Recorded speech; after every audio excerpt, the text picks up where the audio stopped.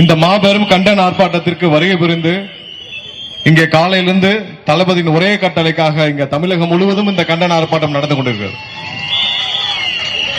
சாதிவாரி கணக்கெடுப்புக்கு கண்டனம், திமுகவின் ஊழலை எதிர்த்து கண்டனம், இங்கே சட்டம் ஒழுங்கு சீர்கேடை எதிர்த்து கண்டனம், தமிழக வெற்றி கழகத்தை ஒடுக்க நினைக்கும் திமுகவை எதிர்த்து கண்டனம்.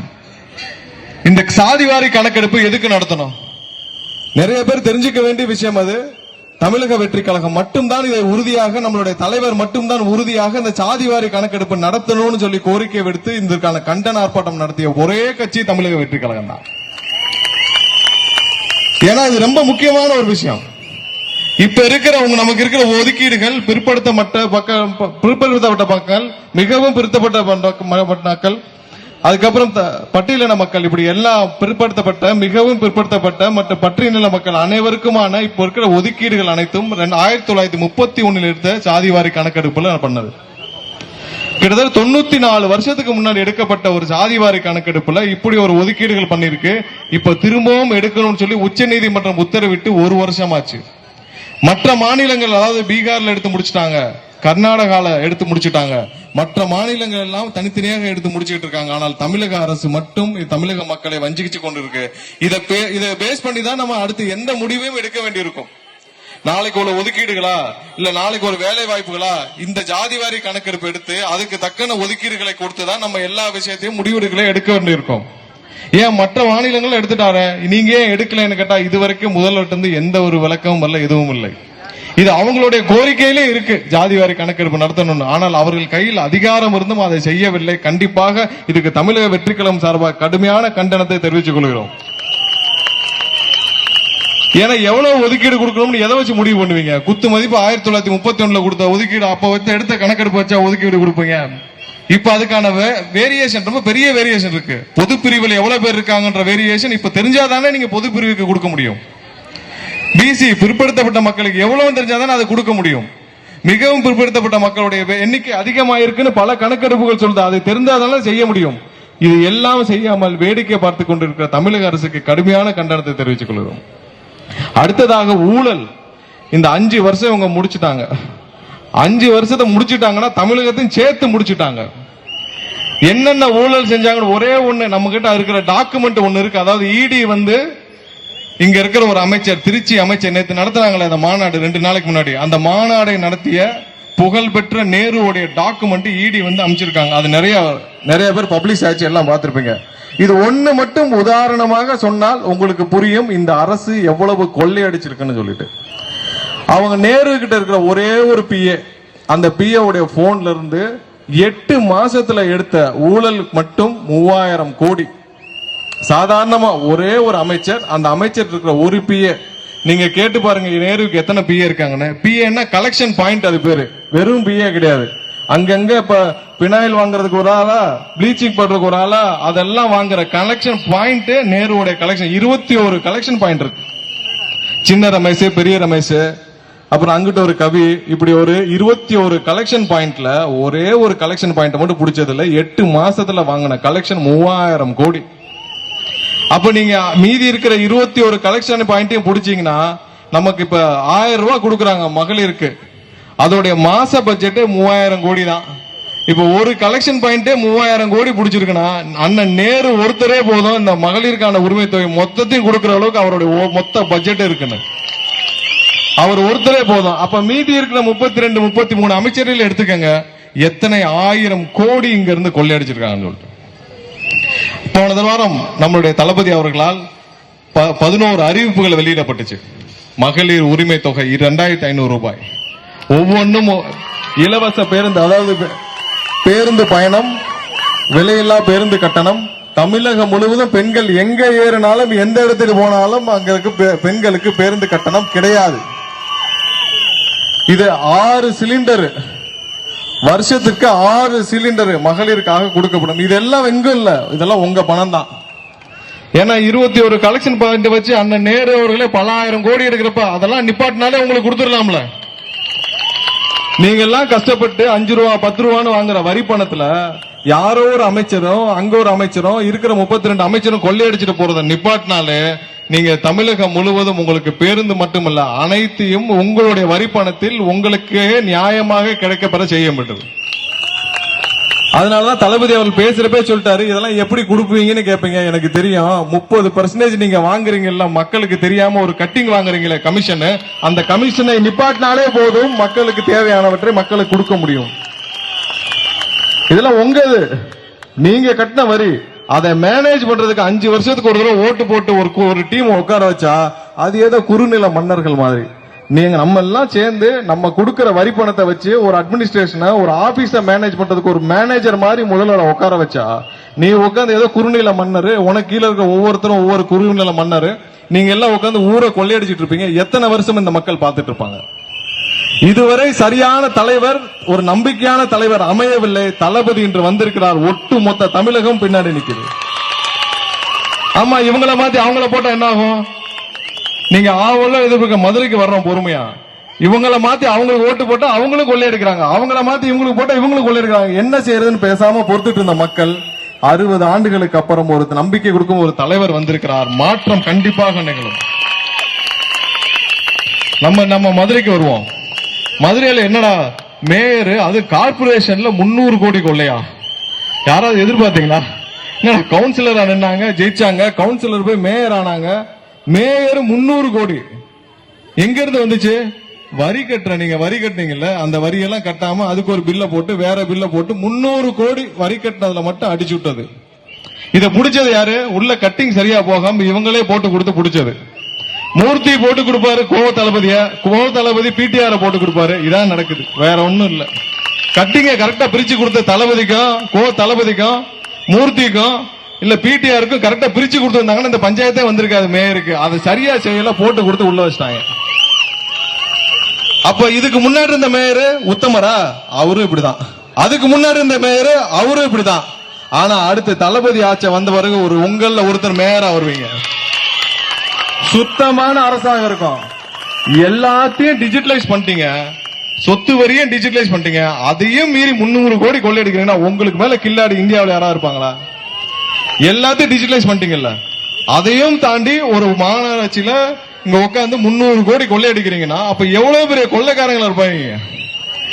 இது எல்லாம் தடுக்கப்பட வேண்டும். சாதாரண விஷயம். நீங்க மதுரையில ஒரு மாநகராட்சி பாக்குறோம், அப்புறம் மீதி இருக்கிற அமைச்சர், உங்க அமைச்சர் எல்லாம் மதுரையில் இருக்கிற அமைச்சர் எல்லாம் எடுத்துக்கிட்டோம்னா சொல்லவே வேணாம். மூர்த்தியில எடுத்துக்கிட்டோம்னா, அதாவது பத்திரப்பதிவு துறையில எல்லா ஆபீஸ்லயும் போனீங்கன்னா மினிஸ்டர் ஆள் ஒருத்தர் உட்கார்ந்து இருக்கிறாரு. கேட்டா அவர் மினிஸ்டருடைய கட்டிங்க வாங்கி அன்னைக்கே கலெக்ஷன். நீங்க மக்கள் பணிக்கு கூட இவ்வளவு சுறுசுறுப்பா வேலை பார்த்தது இல்ல. ஒரு கலெக்ஷனை வாங்கிட்டு போய் பத்திரப்பதிவு அலுவலகத்துல சேர்க்கிறது இருக்கிறதுல கொடுமை என்ன தெரியுமா? கஷ்டப்பட்டு 1 சென்ட் 2 சென்ட் நிலத்தை வித்து ஒரு வீட்டுல ஒரு கல்யாணம், காது குத்துன்னு கல்யாணம் பண்றதுக்கு, ஒரு பிள்ளைகள் படிப்புக்கு விற்கிற நிலத்தில் 1 லட்சம் வித்தா 10,000 லஞ்சம். இதெல்லாம் வெக்கமா இல்ல மூர்த்தி அவர்களுக்கு? எங்க திரும்பினாலும் இது அண்ணன் மூர்த்தி வாங்கியிருக்காரு. மக்களே ஒன்னும் கவலைப்படாங்க, லிஸ்ட் போட்டு வச்சுக்கோங்க எத்தனை வாங்கியிருக்கிறாரு. இதெல்லாம் உங்க காசுல வாங்கினது உங்களுக்கே திருப்பி வரும். நம்மளுடைய தளபதி ஆட்சி வந்த பிறகு எங்க பார்த்தாலும் ஒரு கட்டடத்தை உருவதில்ல, ஒரு கல்யாண மண்டபத்தை உருவதில்ல. எதை பார்த்தாலும் அண்ணன் வாங்கிட்டாரு. அண்ணன் இன்னொரு 5 வருஷம் இருந்தாரு, மதுரையே வாங்கிடுவாரு. ஒன்னும் கவலைப்படாதீங்க, அதுக்கெல்லாம் வாய்ப்பே கிடையாது. அதுக்கடுத்து நம்ம அண்ணன் பிடிஆர் அவர்களுக்கு வருவோம். அவர் என்னன்னா, நான் உத்தமருங்கிறாரு. ஆனா அவருக்கு இருக்கிற பிஏ எல்லா பேரையும் பாத்தீங்கன்னா 100 கோடி 200 கோடின்னு புடிச்சு வச்சிருக்காங்க. அவங்களே போட்டு கொடுத்து அவங்களே புடிச்சு. நான் சொன்ன உள்குத்துல போட்டது கட்டிங் சரியா போகாம அதுல பிடிஆர் உடைய கூட இருந்த உதவியாளர்கள் மாட்டியது மட்டும் 3-4 பேர். ஒருத்தர் already out of station escape. அப்ப நீங்க என்ன உத்தமர் பிடிஆர்? உங்களுக்கு தெரிந்து உங்களுடைய உதவியாளர் கொள்ளையடித்தாரா இல்லையா? நீங்க சத்தியம் பண்ண முடியுமா? இங்க உங்களுக்கு தெரிஞ்சு கொள்ளையடிச்சாரா இல்ல நீங்க அனுமதித்து கொள்ளையடித்தாரா இல்ல உங்களுக்கு சரியா பங்கு வரலன்னு அவர்களை நீங்க மாட்டி விட்டீங்களா? நீங்க இங்க சத்தியம் பண்ணி சொல்ல முடியுமா பிடிஆர் அவர்களை? நீங்க தானே அவங்க சொல்லுவீங்க, உங்களுடைய குடும்பம் தான் நாங்க மதுரை மீனாட்சி அம்மன் கோயிலுக்கு நாங்கள் அரங்காங்களா இருந்தோம், நாங்க தான் பாதுகாப்பு கொடுத்தோம் எல்லாம் சொன்னீங்கல்ல. மதுரை மீனாட்சி அம்மன் மீது சத்தியமிட்டு சொல்லுங்கள், நீங்கள் 1 ரூபாய் லஞ்சம் வாங்கவில்லை என்று பிடிஆர் அவர்கள்.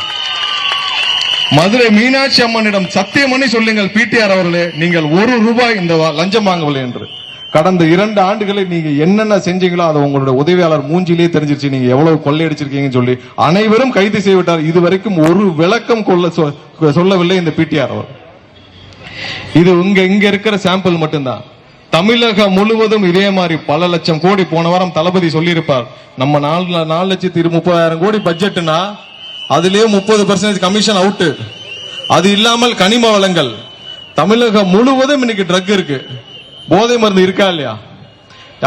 ஒரு 5 வருஷத்துக்கு முன்னாடி நம்ம பார்த்திருக்கோம்ல, 5 வருஷம் முன்னாடி கேட்டா எங்கேயோ ஒரு இடத்துல, மதுரையில ஒரு இடத்துல, அங்க மாட்டுத்தாவணி ஒரு இடத்துல ஏதோ கஞ்சா வைக்கும்பா, போலீஸ் பிடிச்சாங்களான்னு சொல்லுவாங்க. இன்னைக்கு தெருவுக்கு கஞ்சா இருக்கா இல்லையா? இன்னைக்கு முக்கால்வாசியான பெண்களுக்கு பாதுகாப்பு இல்லாத சூழ்நிலைக்கு முக்கிய காரணமே இந்த போதைப் பொருள் தான். ஒருத்தன் எப்ப மிருகமாறான அந்த போதைப் பொருளும் கஞ்சாவும் இன்னைக்கு இருக்கிற மத்த போதைப் பொருள் தான். யாராவது மெத்தப்பட்டுமைன்னா கேள்விப்பட்டிருக்கோமா? 5 வருஷத்துக்கு முன்னாடி மெத்தப்பட்டுமைன், சூடோபெரின், இதெல்லாம் புதுசா வந்த சிந்தட்டிக் ட்ரக். இது எங்க இருக்குன்னா எல்லா கிராமத்திலும் இருக்கு, எல்லா காலேஜ்லயும் இருக்கு, ஸ்கூல்ல இருக்கு. கோயம்புத்தூர்ல போனா எல்லா காலேஜ்லயும் கேட்டீங்கன்னா மெத்தபெட்டமைன் பிடிச்சோம், சூடோபெரின் பிடிச்சோம். இப்படி சிந்தட்டிக் ட்ரக் பிடிக்கிற அளவுக்கு தமிழகம் வளர்ந்துருச்சுன்னா, அப்ப இங்க காலேஜ்ல, இன்ஜினியரிங் காலேஜ்லயும் சாதாரண காலேஜஸ்ல இருக்கிற கல்லூரி மாணவர்கள் வரைக்கும் போய் சேர்ந்துருக்குன்னா எவ்வளவு கேவலமான ஆட்சி இந்த முதல்வர் ஸ்டாலின் அவர்கள் நடத்திட்டு இருக்கிறாங்க. என்ன செஞ்சிருக்கணும்? முதல்ல உங்க கட்சியை சேர்ந்த ஜாபர் சாதிக்கின்ற ஒரு நபரை டெல்லியில இருந்து தூக்கிட்டு போறாங்க. ஆயிரக்கணக்கான கோடிக்கு போதை மருந்து தமிழகத்திலிருந்து தயாரிச்சு ஃபுட் பாக்கெட்ல வச்சு வித்துட்டு இருந்திருக்கான். டெல்லியில இருந்து தூக்கிட்டு போய் அப்ப என்ன செஞ்சிருக்கணும்? நல்லவரா இருந்தா, உத்தமரா இருந்தா, ஒத்த பைசா அவனுடைய காசை தொடலன்னா நீ என்ன பண்ணிருக்கணும்? நீங்க இங்க ஒரு வழக்கு தொடுத்து, இங்க இருக்கீங்கல்ல உங்களுடைய காவல்துறை, நீங்க வழக்கு போட்டு எவ்வளவு தூரம் அவன் இங்க நெட்வொர்க் வச்சிருக்கான். சேகர்பாபு போய் அவனுடைய 3 நட்சத்திர விடுதியை சேகர்பாபு ரிப்பன் வெட்டி திறந்து வைத்தார். அந்த ஜாபர் சாதிக்குடைய கட்டின விடுதியை எத்தனை படங்களை அவன் ப்ரொடியூஸ் பண்ணிருக்கான். எல்லாத்தையும் சீஸ் பண்ணி எங்கெங்க குடோன் வச்சிருக்கான், அவனுடைய நெட்வொர்க் என்ன. இங்க நீங்க தமிழக அரசு, நீங்க தானே அரசு வச்சிருக்கீங்க, உங்ககிட்ட தான் போலீஸ். நீங்க ஒரு வழக்கு பதிவு செஞ்சு, இப்போ வரைக்கும் ஜாபர் சாதிக் மீது ஒரு வழக்கு கூட இல்லை. டெல்லியில பதிவு செய்யப்பட்ட வழக்கு தான். ஆனா ரைடு நடந்தது போல தமிழ்நாட்டுல மட்டும் அத்தனை குடோன் இப்போ வரைக்கும் ஒரு டைரக்டர், ஒரு ப்ரொடியூசர் உட்பட எல்லாம் போய் டெல்லிக்கு போயிட்டு வந்துட்டு இருக்காங்க. இது வரைக்கும் அப்ப என்ன சொல்ல வரீங்க? இருக்கிற எல்லா போதை மருந்துகளையும் அலோவ் பண்றதுன்னா அப்ப அதுல வர்ற ஏதோ கமிஷன் உங்களுக்கு வருதா இல்லையா? அப்புறம் எதுக்கு நீங்க அலோவ் பண்றீங்க?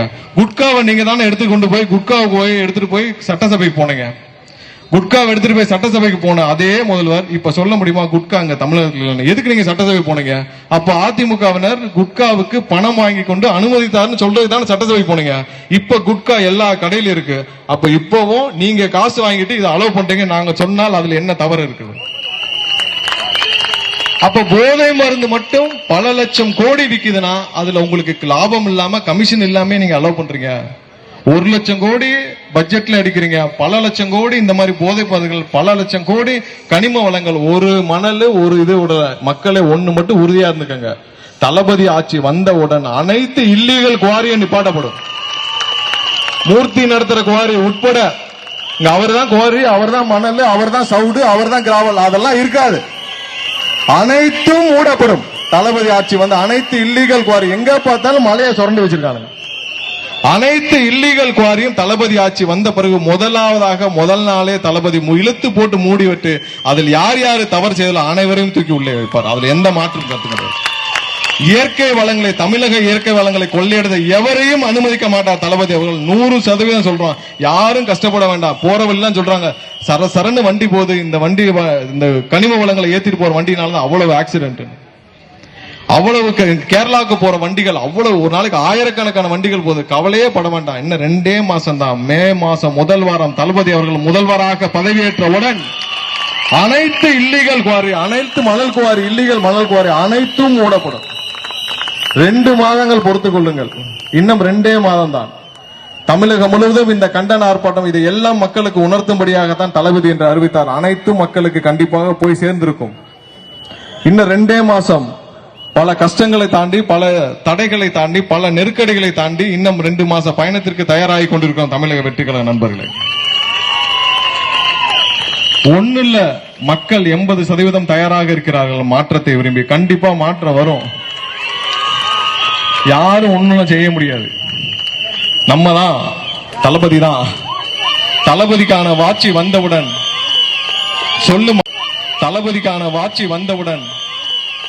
சொல்லும் அனைத்து வாக்குறுதிகளும் நிறைவேற்றப்படும். 2 மாசத்துல இப்ப இருக்கிற சூழ்நிலை அப்படியே மாறும். இன்னைக்கு இருக்கிற எந்த திமுகவினரும் தப்பு செய்துவிட்டு தப்பிக்க முடியாது. அனைவருக்கும் தண்டனைகள் கண்டிப்பாக கிடைக்கும். அனைவரும் சிறப்பாக, ஏன்னா மக்களும் நமக்காக பணியாற்றிட்டு இருக்காங்க. தேர்தலை நோக்கி பொதுமக்கள் அனைவரும் நமக்காக பண்ணிட்டு இருக்காங்க. அவர்களுடன் சேர்ந்து அனைவரும் அடுத்த 2 மாதங்கள் தளபதிக்காக பணியாற்றுவோம், தமிழகத்திற்காக பணியாற்றுவோம், ஒரு மாற்றத்திற்காக பணியாற்றுவோம், தமிழகத்தின் விடுதலைக்காக பணியாற்றுவோம். கண்டிப்பாக 2026 ஒரு அனைவருக்கும் ஒரு வரலாற்று ஒரு ஆண்டாக இருக்கும். அதில் எந்த மாற்றமும் இல்லை. தளபதி முதல்வராக செஞ்சார்கோட்டில் பதவியேற்றவுடன் வெற்றி விழாவை மதுரையில் வேண்டும் என்று நாங்கள் மாநாட்டிலே கேட்டோம். மாநாட்டிலே கேட்டாச்சு. முதல்வராக வந்த பிறகு வெற்றி விழா இங்க மதுரையில வேண்டும்னு சொல்லிட்டு அதே போல இருக்கும். கவலைப்படாதீங்க.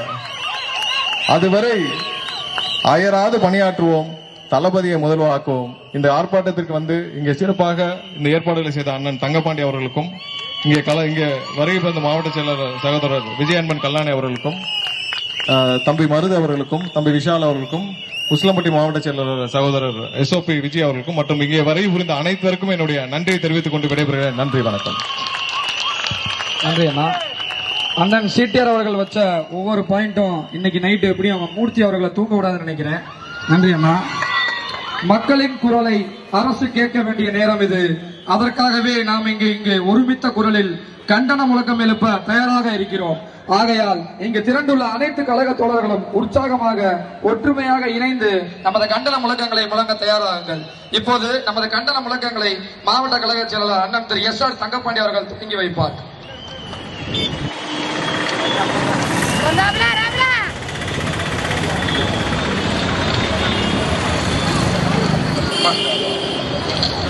போராட்டம், இது போராட்டம், தாவேகாவின் போராட்டம்.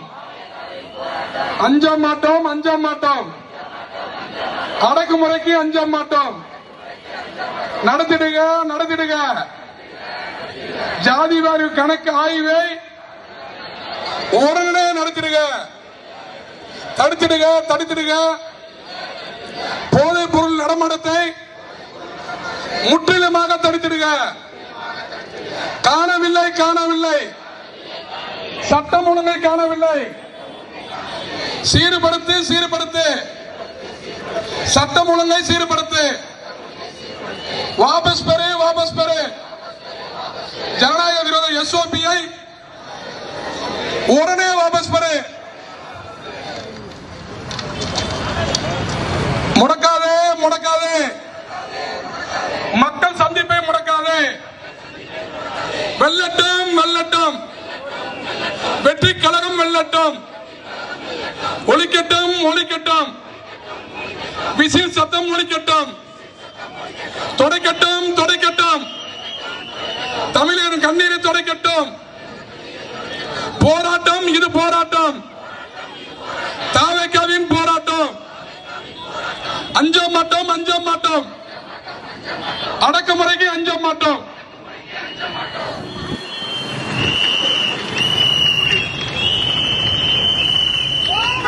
போராட்டம், இது போராட்டம், தாவேகாவின் போராட்டம். அஞ்ச மாட்டோம், அஞ்ச மாட்டோம், அடக்குமுறைக்கு அஞ்ச மாட்டோம். நடத்திடுக, நடத்திடுக. சாதிவாரி கணக்கு ஆய்வை உடனடியாக நடத்திடுக. தடுத்திடுக, தடுத்திடுக. போதைப் பொருள் நடமாட்டத்தை முற்றிலுமாக தடுத்திடுக. காணவில்லை, காணவில்லை, சட்டம் ஒழுங்கை காணவில்லை. சீர்படுத்து, சீர்படுத்து, சட்டம் ஒழுங்கை சீர்படுத்து. வாபஸ் பெறு, வாபஸ் பெறு. ஜனநாயக விரோத SOP-ஐ உடனடியாக வாபஸ் பெறு. முடக்காதே, முடக்காதே. மக்கள் சந்திப்பை முடக்காதே. வெல்லட்டும், வெல்லட்டும். மக்கள் வெற்றி கழகம் வெல்லட்டும். ஒலிக்கட்டும், ஒலிக்கட்டும். விசில் சத்தம் ஒலிக்கட்டும். துடைக்கட்டும், துடைக்கட்டும். கண்ணீரை துடைக்கட்டும். போராட்டம், இது போராட்டம், தாவேகாவின் போராட்டம். அஞ்ச மாட்டோம், அஞ்ச மாட்டோம். மாட்டோம். அடக்குமுறைக்கு அஞ்ச மாட்டோம். நன்றி.